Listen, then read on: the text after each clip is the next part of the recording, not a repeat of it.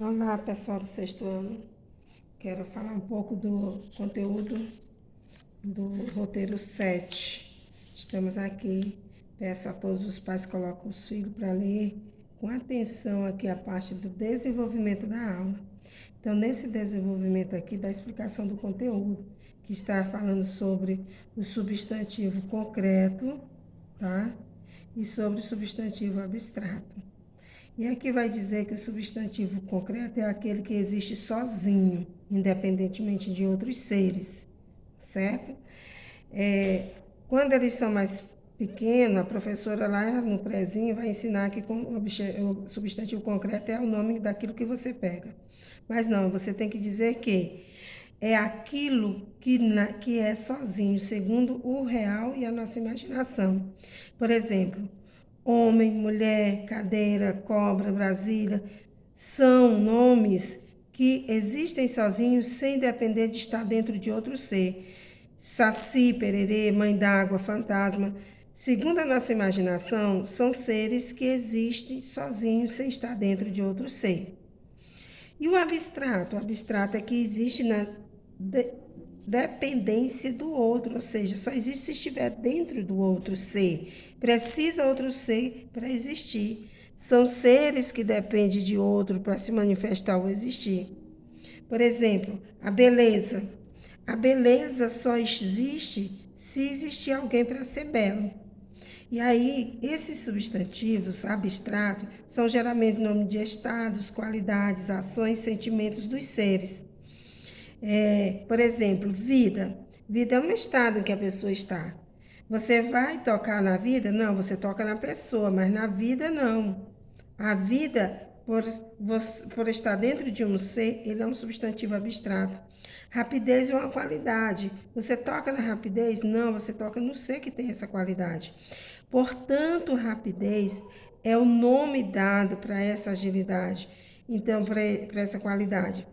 Então, ela é abstrata porque só existe se existir uma pessoa para ser rápido. Viagem é o nome de uma ação. Então, o nome viagem é um substantivo abstrato, porque só existe se existir alguém para viajar. A saudade é um sentimento, amor é um sentimento, raiva é um sentimento. Então, essas palavras só existem se existir outro ser para que esse sentimento se manifeste. Então, o substantivo abstrato existe sozinho sem estar na dependência de outro ser. E o substantivo concreto, desculpa, gente, só existe sozinho sem estar na dependência de outro ser. Enquanto que o substantivo abstrato só existe na dependência de ser. Como é que eu vou saber que aquele substantivo é abstrato? Simplesmente você vai fazer o seu questionamento. É um sentimento? É uma ação? É uma qualidade? É um estado? Só existe se o outro estiver para ele estar dentro do outro, aí sim vai ser um substantivo abstrato. E o outro conteúdo que nós temos na aula, no desenvolvimento da aula aqui, é sobre o adjetivo. Que o adjetivo é uma classe de palavra que serve para caracterizar o substantivo, dizer como ele é, como ele está, certo? Por exemplo, aqui nós temos vários exemplos. A seleção brasileira estava desfalcada dos seus jogadores. O substantivo aqui, que é o ser de quem nós estamos falando, é da seleção e dos jogadores. Como está a seleção? Ela está desfalcada. E como é essa seleção? Quem é essa seleção? É a seleção brasileira. Então, a palavra brasileira e desfalcada serve para dar característica ao substantivo seleção. A gente vai dizer que brasileira e desfalcada são adjetivos. Os jogadores, quem são esses jogadores? Como eles são? Eles são os principais. Então, a palavra principais está servindo para dar característica aos jogadores. O adjetivo vai caracterizar o ser. A diretora do colégio Mesquita, que está entre os melhores do bairro, é muito dedicada e ativa. Ela sempre buscou novidades para apresentar à comunidade. E aí eu sei quem é o substantivo. Se eu não aprendi o que é o substantivo, fica difícil para eu saber quem é adjetivo. O substantivo é o ser de quem a gente vai estar sempre falando dentro da frase. Estamos falando de quem? Da diretora e do colégio. Então, como é essa diretora? Essa diretora, ela é dedicada e ela é ativa. A palavra dedicada e ativa estão dando característica aqui à diretora. Ó. E o colégio, como ele é? Como ele está? Ele está entre os melhores. Melhores está dando a característica aqui, ó, do colégio. A aula é toda autoexplicativa, por isso você tem que ler. Que esses questionamentos que eu estou fazendo tem aqui, ó. Como é a diretora? Observa aqui que eu faço a perguntinha na frente. Aí a resposta, dedicada e ativa. Entre parênteses, eu explico que essa palavra dedicada e ativa são adjetivos. Como está o colégio? Entre os melhores. Destaquei a palavra melhores, indicando que ele é o adjetivo. A aula é preciso ser lida para entender. Olha só, pegue aquele casaco azul que está pendurado atrás da porta. É a frase, fez o ponto final aqui. Aí vem um questionamento para você descobrir quem é o adjetivo. Como é o casaco? Azul. Está até em destaque, indicando que o azul é o adjetivo.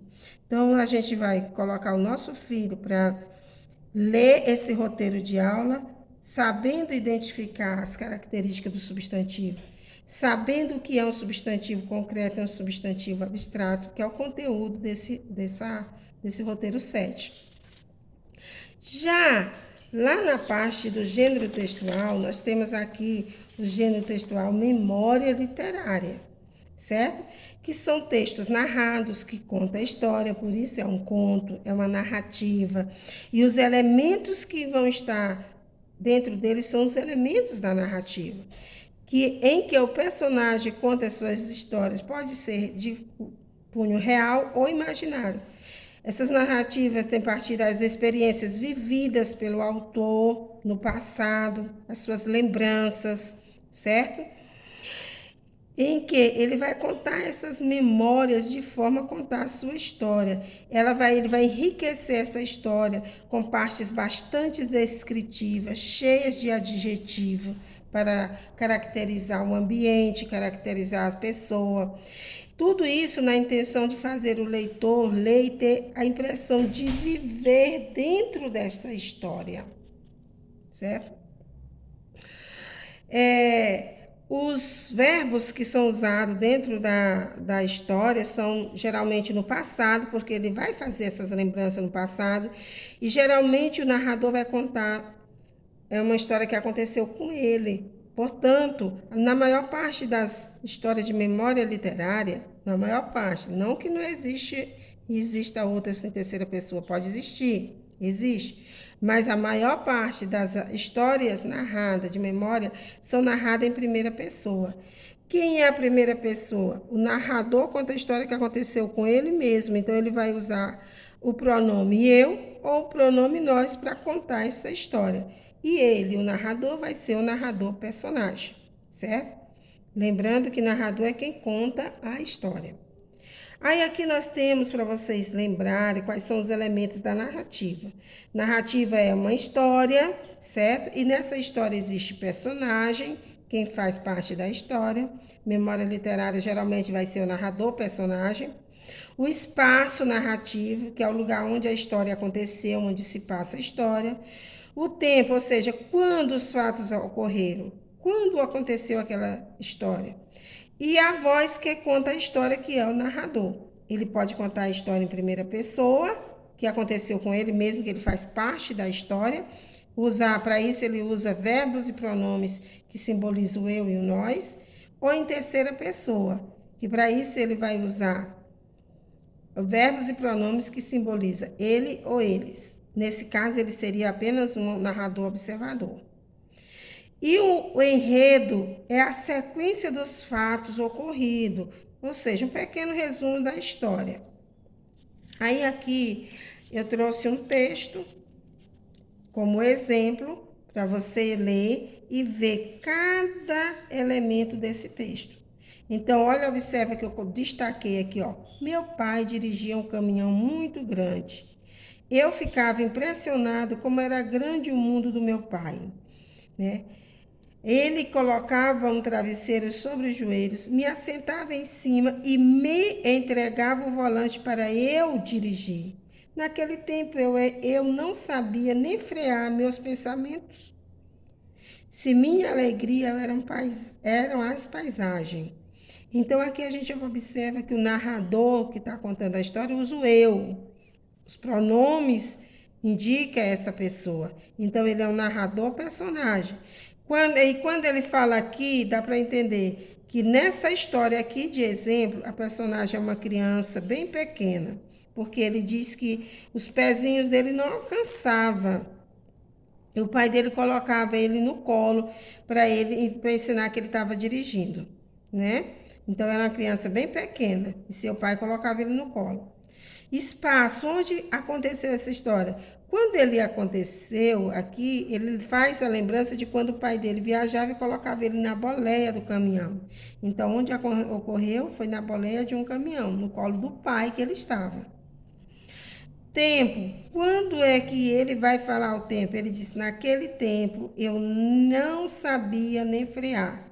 Nesse caso aqui, o tempo no narrador dá para subentender que ele era uma criança. Muitas vezes a palavra que expressa o tempo não é exatamente o tempo do dia, hora, mês, época, mas palavras que simbolizam que o tempo está ali, que o tempo está passando. Então ele falou assim, naquele tempo. Então a expressão que indica o tempo aqui é essa expressão aqui, naquele tempo. Então, quando ele disse que nem sabia frear, indica que ele era uma criancinha. O narrador. Aí a gente vai ver aqui que o narrador é em primeira pessoa, porque aqui até destaquei, ó. Ele usou muito eu, me, meu, simbolizou a primeira pessoa que é o eu. Nesse caso aqui, ó, tirei de dentro do texto os exemplos. Eu ficava, me entregava. Isso simboliza que o narrador também é um narrador personagem. Toda vez que o narrador narra a história em primeira pessoa, o narrador é um narrador personagem. E o enredo é um breve resumo.